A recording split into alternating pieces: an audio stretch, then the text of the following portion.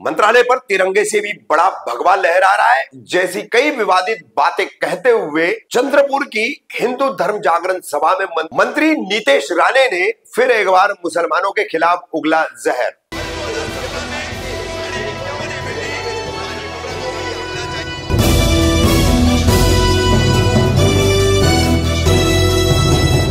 रफीक कामदार Hindustani reporter में आपका स्वागत है। गत नवंबर को महाराष्ट्र विधानसभा के चुनाव हुए और चमत्कारिक रूप से महायुति ने जो है बम्पर जीत हासिल की। महायुति की बम्पर जीत के बाद कहीं ना कहीं ऐसा लग रहा था कि अब राज्य में कानून जो है, व्यवस्था जो है वो बनी रहेगी, शांति बनी रहेगी और भाईचारा न बिगड़े, सामाजिक बंधुभाव जो है, सौहार्द जो है वो न बिगड़े, इस बात का ध्यान रखा जाएगा। मगर राज्य सरकार के, महायुति सरकार के मंत्री बनाए गए हिंदुत्ववादी पोस्टर बॉय नीतेश राणे किस तरह से सरकार का संविधान के तहत ली गई शपथ का जो है उसको पलीता लगा रहे हैं। लगातार बोर्ड एग्जाम को लेकर बुर्का और हिजाब पर पाबंदी की उनकी मांग, और उसके बाद आपको बता दें कि वो लगातार इस तरह के आक्रामक, खास करके अल्पसंख्यक समुदाय को, जिसमें मुस्लिमों को खास करके निशाना बनाना। तो चंद्रपुर में ये 2 फरवरी रविवार को हिंदू धर्म जागरण सभा हुई। लगभग आधे घंटे का भाषण नीतेश राणे जो मंत्री बने हैं और जिन्होंने संविधान की शपथ खाई है, उनका ये भाषण, कई विवादित बातें, पूरी तरह से मुसलमानों पर निशाना घुमा फिरा कर, सलमान शाहरुख का नाम लेकर सभी मुसलमानों पर निशाना, और इतना ही नहीं, इस राज्य को, इस देश को हिंदू राष्ट्र घोषित करना, और मंत्रालय पर तिरंगे से भी बड़ा भगवा लहरा रहा है। आप सिर्फ जो है हमें बताइए, बाकी का काम हम करेंगे। हिंदू धर्म सभेच्या निमित्ताने अथाजीने आपले प्रेरणादायी व परखड विचार मांडले ते सन्मान्य मुरलीधर महाराज, उपस्थित असलेले माझे सर्व हिंदुत्ववादी सहकारी,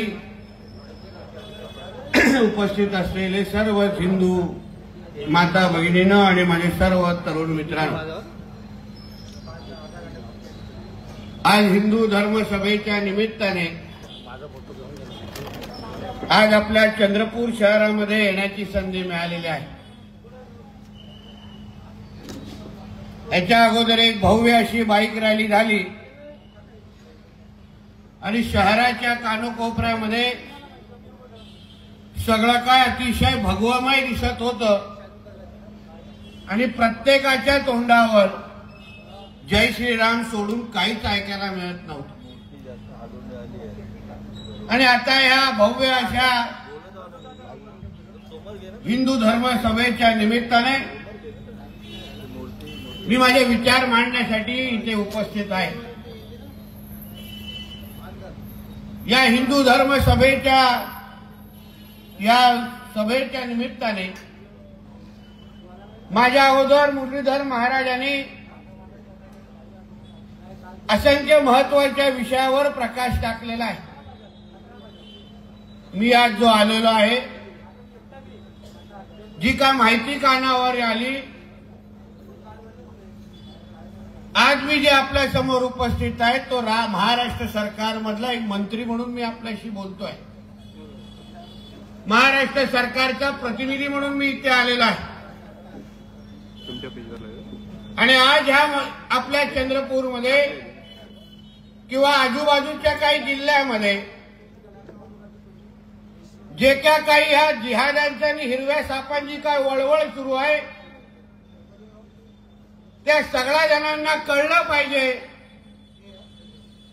की आता या महाराष्ट्रामध्ये एक हिंदुत्वादी विचाराचं सरकार आलंय आणि म्हणून तुमची हे जे काही लव जिहाद, लँड जिहाद आणि आमच्या गौ माताकडे वाकड्या नजरेने जे तुम्ही पाहताय, ही तुमची वेळेत अगर वळवळ कमी झाली नाही तर प्रत्येकाला शोधून शोधून आम्ही आतमध्ये टाकू, हे इशारा देण्यासाठी इथे आलेलो आहे।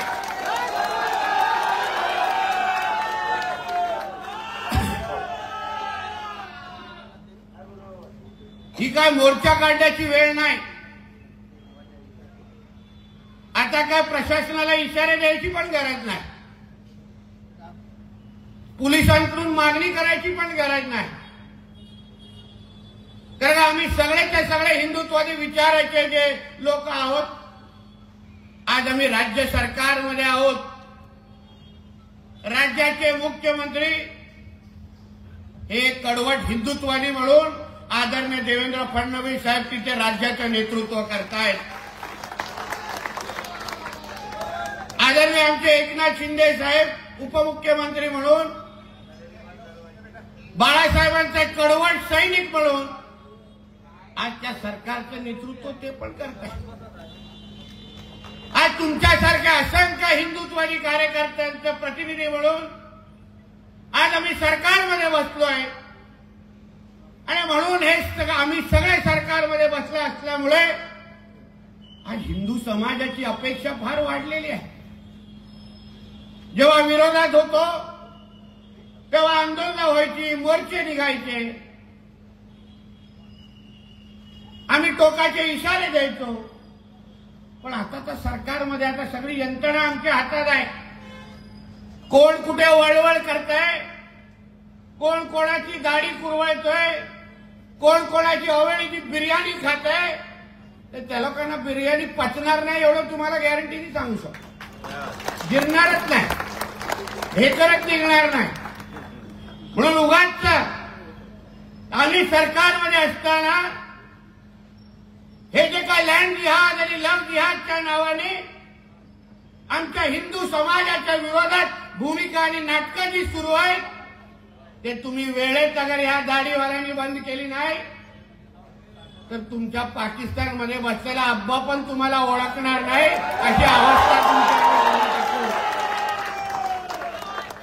अशी अवस्था करून टाक. फार वळवळ सुरू आहे. एक माझ्या एक हिंदू बहिणीचा लव्ह जिहादच्या निमित्ताने एक व्हिडिओ माझ्या समोर आला. निषाद तिचं आडनाव आहे, पूर्ण नाव घेणार नाही, निषाद नाव आहे, आडनाव आहे. तिचा व्हिडिओ आला. बिचारीचं वय काय, कसं तिचं आयुष्य खराब केलं जात आहे, काय ती त्या व्हिडिओमध्ये बोलते, तो पण जिहादी मानसिकताचा नालायक, तिच्या काय तिला प्रेमात काय पाडतो आणि मग तिच्याशी जे काय संबंध ठेवल्यानंतर तिच्यावर जोर जबरदस्ती सुरू होते. आणि ती जेव्हा नाही बोलायला लागते तेव्हा तुझे अश्लील व्हिडिओ मी बाहेर काढेन अशी नाटकं तो करायला सुरू करतो. मी पोलीस बांधवांना सांगेन, डिपार्टमेंटला सांगेन, माहिती तुमच्याकडे आहे किंवा आम्ही पाठवून देऊ. मला 48 तासामध्ये जोपर्यंत आमची पाठ फिरत नाही तो नालायकाला तुम्ही अगर जेलमध्ये टाकलं नाही तर मग पुढची चर्चा मी आणि तुम्ही आपसात करू काय करायची. ही नाटकं चालणार नाही. आमच्या हिंदू समाजाकडे वाकड्या नजरेने बघणारे हे जे काही जिहादी मानसिकतेचे कार्टे आहेत त्यांना आमच्या राज्यामध्ये ठाण नाही. ते लोकांना इथे जागा द्यायची नाही. हे गप्प बसायला जरा, हे पुढे बघ, तू मागे बघतोय म्हणून सगळे मागे बघतायत. हे जे काय जिहादी जे काय वळवळ करतायत ते लोकांना एकदाच कळलं पाहिजे की सगळे हिंदुत्वाचे बाप आता सरकारमध्ये बसले. कुठल्याही माझ्या हिंदू बहिणीला अगर वाकड्या नजरेने पाहिलं तुम्ही तर आमचे पोलीस जो करतील ते करतील. आणि चुकल अगर तुम्हाला बेल भेटली तर मी दरवाजावर उभं राहील तुमचा कार्यक्रम करण्याचा. उगाच वळवळ आमच्या राज्यामध्ये आता करायची नाही. जे काही तुम्हाला प्रेम प्रकरण करायचे करा. आम्ही कोणाच्या वैयक्तिक आयुष्यामध्ये घुसणाऱ्यापैकी नाही आहोत. पण प्रेमाच्या नावाने हिंदू बहिणींशी बोलायचं आणि मग तिचं धर्मांतर करण्यासाठी प्रयत्न करायचा, जोर जबरदस्ती करायची, तिला मारून टाकायचं, तिचं आयुष्य खराब करायचं, ही सगळी नाटकं आता आमच्या महाराष्ट्रात चालणार नाही. थोडा वेळ थांबा तुम्ही. आपल्या राज्य सरकारच्या माध्यमातून आपल्या राज्यामध्ये देशातला सर्वात कडक धर्मांतर विरोधी कायदा आम्ही तुम्हाला आणून दाखवू आणि आमच्या सगळ्या हिंदू बहिणींना सुरक्षित करून दाखवू. नाही वळवळ करायला देणार लोकांना खूप मजा मारली तुम्ही लोकांनी महाविकास आघाडीच्या टायमात. सगळे अब्बा होते तुमचे सगळे सरकारमध्ये तेव्हा, सगळे नाटकं होते. पाकिस्तान जिंदाबाद बोले होते तेव्हा महाविकास आघाडीच्या टायमात. आता नाही, आता मस्ती करायची नाही. अहो धक्कादायक प्रकार विषय. प्रशासनाला मी सांगेन जरा डोळे उघडा. तुमच्या चंद्रपूर शहरामध्ये तर 22 लँड जिहादचे प्रकरण मला माहिती आहेत. 22 कशा आहे तिकडे लँड जिहादचे विषय? कोण संरक्षण देत आहे? कशाला संरक्षण दिलं जात आहे? लँड जिहाद करून आमच्या हिंदू समाजाची जमीन व्यापायची, तिथे ते उगाचे थडगे उभे करायचे आणि मग अवेळी शुक्रवारी ह्यांचे गॅस सिलेंडर वरती येणार. कशाला सहन करायचं? तुम्हाला बांधायचं तुमच्या अधिकृत जागा घ्या, पैसे खर्च करा आणि मग काय बांधायचं तिथे बांधा. काय बांधायचंय तर सगळे काही सरकारच्या जमिनीवरच तुम्हाला नाक मरडायचंय. सगळ्या काही सरकारच्या जमिनीवरच तुम्हाला तुमचे पीर वीर बाबा तिथे आणायचे. दुसऱ्यांना जागा भेटत नाही त्या पीर बाबांना तिथे.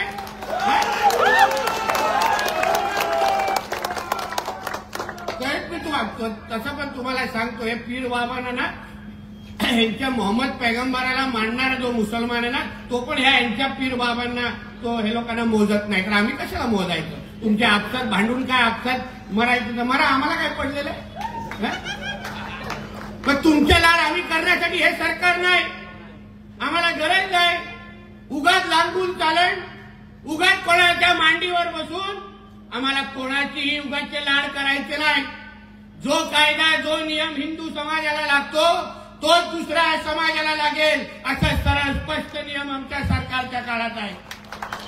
हे जे काही सर्व धर्म भावाचा जो टेप रेकॉर्डर आहे ना, तो वाजवा तुमच्या पाकिस्तान आणि बांगलादेशमध्ये लावून. आमच्या हिंदू राष्ट्रामध्ये चालणार नाही.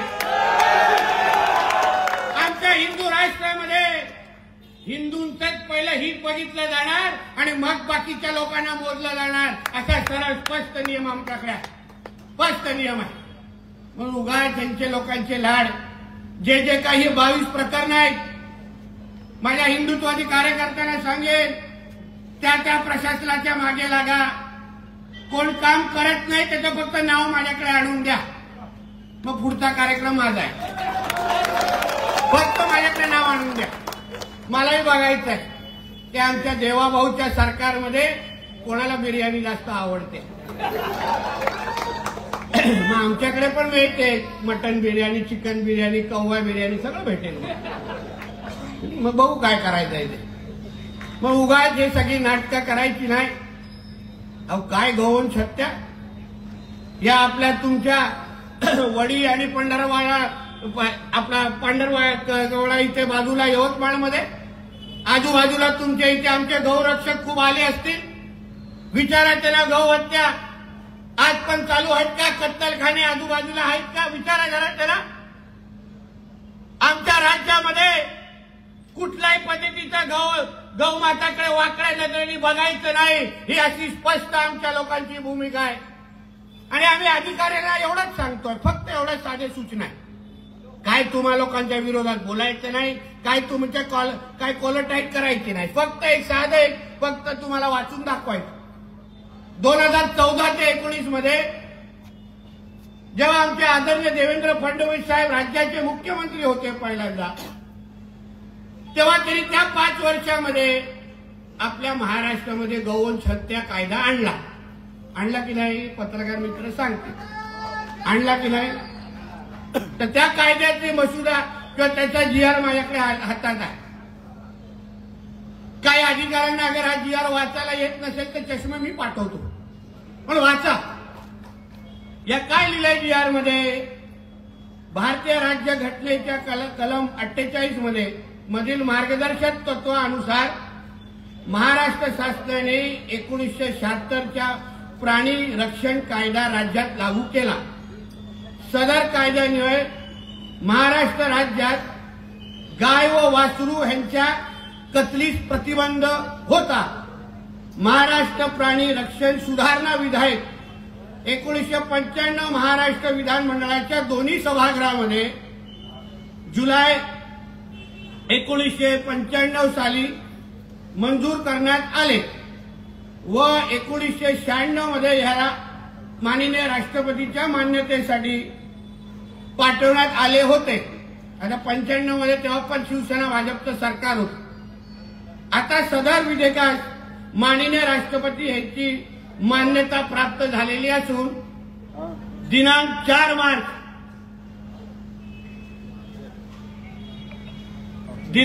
मार्च 2015 पासून राज्यात, हे ऐकून घ्यावं सगळ्या अधिकाऱ्यांनी यावं व्यवस्थित, दिनांक 4 मार्च 2015 पासून राज्यात संपूर्ण गोवंश हत्याबंदी सुधारणा कायदा लागू करण्यात येत आहे. त्यानुसार सर्व संबंधितांना सदर कायद्याची काटेकोरपणे अंमलबजावणी करण्याच्या अनुषंगाने दक्षता घ्यावी. महाराष्ट्राचे राज्यपाल यांच्या आदेशानुसार व नावाने, सरळ स्पष्ट आदेश आमच्या राज्यात आहे, तरी पण आमच्या राज्यपालांचा आदेश आहे, सरकारने GR काढलेला आहे, नोटिफिकेशन काढलं आहे, तरी पण हे काय कुठे ना कुठे तरी मोहल्ल्यामध्ये बसलेले हे जे काही हिरवे साप आहेत ते आमच्या राज्यपालांपेक्षा काय मोठे झालेले आहेत का? त्यांचे लाड आम्ही आमच्या सरकारपेक्षा जास्त करायचे का? 4 पॅकेट तुम्हाला बिर्याणी कोणाला पोचवतात म्हणून आमच्या राज्यात असलेला हा कायदा तुम्ही तोडण्याची हिंमत करता का? म्हणून त्या अधिकाऱ्यांना ज्यांना हे कायदा अंमलबजावणी करण्याची जबाबदारी आहे, आमच्या पोलीस खात्याला आवर्जून सांगतो, तुमच्या खात्याचे प्रमुख आदरणीय देवेंद्र फडणवीस साहेब आहेत. आम्ही कुठल्याही खात्याच्या कुठल्याही अधिकाऱ्याच्या विरोधात नाही. आम्हाला एवढंच म्हणणं आहे, हा जो काय कायदा आहे ना, त्या कायद्याची 100% अंमलबजावणी यापुढे आमच्या राज्यामध्ये तुम्हाला करायलाच लागेल, अशी स्पष्ट भूमिका आमच्या राज्य सरकारची आहे. आणि जो अधिकारी हा असलेला कायदा मोडण्यामध्ये कोणालाही मदत करायची असेल, त्याची फक्त माहिती आमच्या हिंदुत्ववादी कार्यकर्त्यांनी आणून मला द्या. फक्त द्या तुम्ही, बाकी काहीच त्रास घेऊ नका, अंगाला काय लावून घेऊ नका. मग पुढे कोणाला कसा त्रास होतो हे तुमचाच तुम्ही अनुभव घ्या. पण आमच्या राज्यामध्ये कुठल्याही गायचं कत्तल आम्ही सहन करणार नाही, ही आमची सगळ्यांची भूमिका आहे आणि याची अंमलबजावणी झालीच पाहिजे. एवढी स्पष्ट भूमिका आहे. आमच्या राज्यामध्ये कायदा पाळा, कायद्यानुसार आमचं राज्य चालतं. डॉक्टर बाबासाहेब आंबेडकरांच्या संविधानाच्या अनुसार आमचा कायदा चालतो. हा काय पाकिस्तान आणि बांगलादेशमधले शरिया कायदा आमच्याकडे लागू नाही आहे, तो तुमच्या अब्बाच्या पाकिस्तानमध्ये आहे, आमच्या शिवरायांच्या महाराष्ट्रामध्ये लागू नाही आहे, हे लक्षात ठेवा. कुठेतरी कोरून ठेवा हातावर, गजनी झाला असाल तर. आणि समजून घ्या हा विषय, हे सगळे विषय परत आम्हाला सांगायला लागता कामा नये. आमच्या राज्यामध्ये फक्त कायद्याची अंमलबजावणी झाली पाहिजे. अहो काय ते गाईचे काही व्हिडिओ मला मुद्दामून काल कोणी पाठवले, यवतमाळच्या वडीचे आणि अन्य भागाचे, अशा ढीक पडलेल्या गाईंचा. आपली आई आहे ना ती, घरातल्या आई बरोबर असं कोण केलं तर चालतं का? जे कोण अधिकारी आहेत ते ह्याला डोळे झाक करतात, असं कोण आपल्या घरातल्या कोण मातेबरोबर केलं तर तुम्हाला हजम होणार, तुम्हाला झोप लागणार का? याचा प्रश्न तुम्ही स्वतः एक दुसऱ्याला पहिला विचारा. अरे ज्या गाईची आपण पूजा करतो, तिला आई मानतो, त्या आई बरोबर अशा तिच्या मुंडी कापून तिच्या अगर ढीक रचला गेला असेल आणि हे हिरवे साहेब त्याच्यावर पोट भरत असतील तर प्रत्येक मोहल्ल्यामध्ये मग आम्हाला वराह जयंती आयोजित करायला लागेल, हे लक्षात ठेवा. आमच्याकडे पण रामबाण उपाय आहे.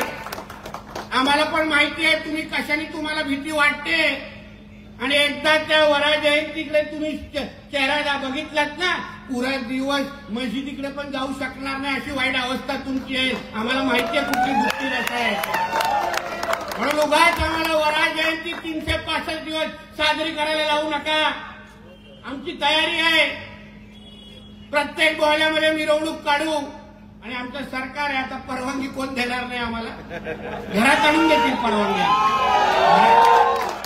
घरी येऊन देतील. घ्या काढा, हा जरा बघा लवकर काढा, पहिले दिवसभर काढा, काय हरकत नाही. फिरवा डुक्कर फिरवा, काय हरकत, काय मग काय काय होणार? तोच कायदा तुमच्या धर्मासंदर्भात लावला तुम्हाला आवडेल? मग तुम्ही मोठ्या तक्रारी करता, मग माझ्या नावाने मोठ्या शिव्या देत बसता. हे नितेश राणे झैल उगलते. अरे तू आमच्या धर्माच्याकडे तुम्ही अगर वाकड्या नजरेने पाहत असाल तर मग काय तुमची आरती घालू? तुमच्या काय प्रेमात पडू? थोडे आहेत प्रेमात पडण्यासारखे. हे कळत पण नाही अब्दुल काय की असलम काय हे पण कळत नाही बाबा. तर आम्ही कोणाच्या पडायचं? म्हणून उगाचीच काय मस्ती जी काय चालू आहे ना या गौहत्येच्या निमित्ताने बंद करा. सगळी माहिती आहे माझ्याकडे, व्हिडिओ सकट सगळे विषय आहेत. पत्रकार बांधव चांगल्या स्टोरी करून आमच्याकडे पाठवतात माहिती. त्या माहितीनुसार कारवाई होते. पण आम्हाला असं राज्य अपेक्षित नाही आहे. आम्ही सत्तेमध्ये आहोत.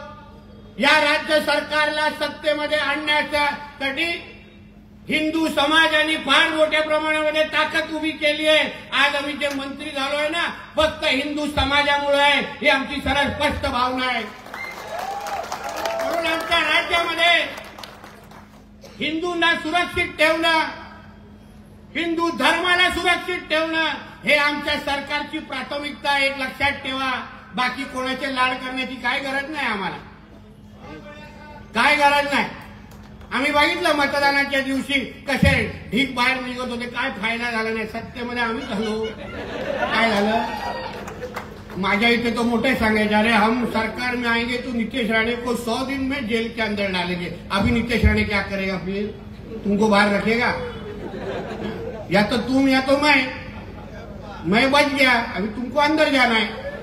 कसं आहे? सरळ स्पष्ट आहे. कारण का तुम्ही आला असतात तर मी आतमध्ये असतो. आता मी बाहेर आहे, तू आतमध्ये बस. आतमध्ये 5 वेळा बोंगे वाजवत कोण नाही ऐकणार. बोंग्या संदर्भात पण हल्लीमध्ये हायकोर्टचं काय जजमेंट आली आहे. पोलीस बांधवांना डिपार्टमेंटला सांगीन आवर्जून वाचा, किंवा असले तर पोलीस स्टेशनच्या बाहेर फलक लावून टाका जजमेंटचा. सरळ स्पष्ट लिहिलं आहे. पहिल्या भोंगे 5 वेळा कुठे वाजत असतील तर पहिलं वॉर्निंग द्या. वॉर्निंग द्या. त्यानंतर हे सुधारले नाही ते तर सुधारणारच नाही. नालायक आहेत सगळे ते सगळे. सुधारले नाही तर बोंगे काढून टाका आणि या लोकांवर कारवाई करा. सरळ स्पष्ट हायकोर्टचा नियम आहे. म्हणूनच तर चंद्रपूरला आलो आहे ना. उगाच मला ती मोठी जीप दिली नव्हती. हिंदूंचा गब्बर असाच फिरतो. मग वाटलं पाहिजे कशा वेळेला एक आतमध्ये जात होते. म्हणून आपल्याला सांगतो हे सगळे आज सरकार म्हणून तुमच्याशी बोलायला आलोय. काही चिंता करू नका. आता काय आंदोलन बिंदोलन, आता काय मोर्चे बिरचे काढण्याचा काही तापत पडू नका. आमच्याकडे फक्त माहिती पोचवा. आम्हालाही प्रशासनाला आजमायचं. आम्ही कायद्यानुसार बोलतोय. कोणाला बेकायदेशीर गोष्टी बिलकुल करायला सांगत नाही. गरज नाही राज्यामध्ये. नियम तर बिलकुल तोडू नका. पण जे नियम लावून दिलेले आहेत ते नियम फक्त पाळावे. आमचं एवढंच म्हणणं. कायदा जसा आम्हाला लागतो तसा त्यांनाही लागतो. आमच्या नवरात्री आणि आमचे गणेश चतुर्थीचे सगळे रामनवमीचे कसे सगळे मिरवणुका 10 वाजता आम्हाला बंद करायला लावतात. एक सगळे असले तर लाऊडस्पीकर जप्त करून घेऊन जातात की नाही? कोणाला वाजायला देतात का 12 पर्यंत? मग हे काय जे बोंगे 5-5 वाजतात यांचा काय बापाचा पाकिस्तान आहे का रे? त्याच्याकडे ह्यांना आपलं बाप कोण ते पण माहित नसतं. कोण कोणाकडून काढलं हे माहित नाही. त्यांना असं टोकन नंबर द्यायला लागत असेल. ही यांची नाटकं आणि आम्हाला सांगतात. म्हणून या राज्यामध्ये कोणीही नियम तोडण्याची हिंमत करू नये. प्रत्येकाने नियमानुसार चालावं. जे नियम कायदे लावून दिलेले आहेत.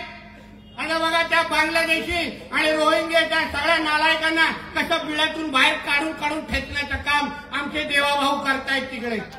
एकाला सोडणार नाही, औषधाला सोडणार नाही या महाराष्ट्रामध्ये. तुम्हाला शब्द देतो. सगळ्या जणांची सगळी घाण पाठवून देणार आम्ही बांगलादेशकडे. निकाल जाऊ सब सगळी घाण पाठवून दे तिकडे. डम्पिंग ग्राउंड कशी असते ती घाण आहे तिकडे.